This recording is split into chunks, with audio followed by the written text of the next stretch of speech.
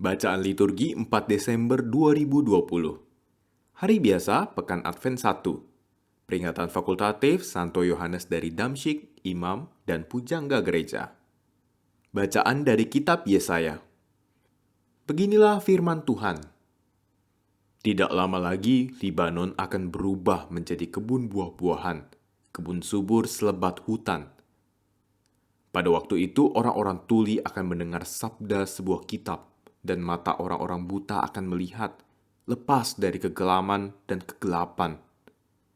Orang-orang sengsara akan bersukaria di dalam Tuhan, dan orang-orang miskin di antara manusia akan bersorak-sorai di dalam Yang Kudus Allah Israel.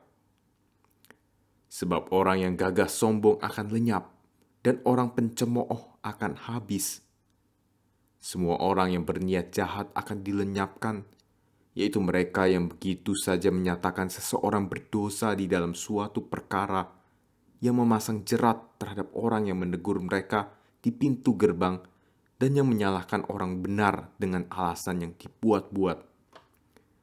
Sebab itu beginilah firman Tuhan, Allah kaum keturunan Yakub, yang telah membebaskan Abraham. Mulai sekarang Yakub takkan lagi mendapat malu, dan mukanya tidak lagi pucat. Sebab keturunan Yakub akan melihat karya tanganku di tengah-tengah mereka, dan mereka akan menguduskan namaku.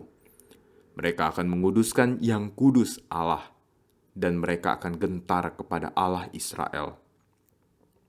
Pada waktu itu, orang-orang yang sesat pikiran akan mendapat pengertian, dan mereka yang bersungut-sungut akan menerima pengajaran. Demikianlah sabda Tuhan. Syukur pada Allah. Mazmur tanggapan, Tuhan adalah terang dan keselamatanku. Tuhan adalah terang dan keselamatanku. Tuhan adalah terang dan keselamatanku, kepada siapakah aku harus takut? Tuhan adalah benteng hidupku, terhadap siapakah aku harus gentar? Tuhan adalah terang dan keselamatanku. Satu hal telah kuminta kepada Tuhan, satu inilah yang kuingini, diam di rumah Tuhan seumur hidupku, menyaksikan kemurahan Tuhan dan menikmati bait-Nya. Tuhan adalah terang dan keselamatanku. Sungguh, aku percaya akan melihat kebaikan Tuhan di negeri orang-orang yang hidup. Nantikanlah Tuhan, kuatkanlah dan teguhkanlah hatimu. Ya, nantikanlah Tuhan. Tuhan adalah terang dan keselamatanku.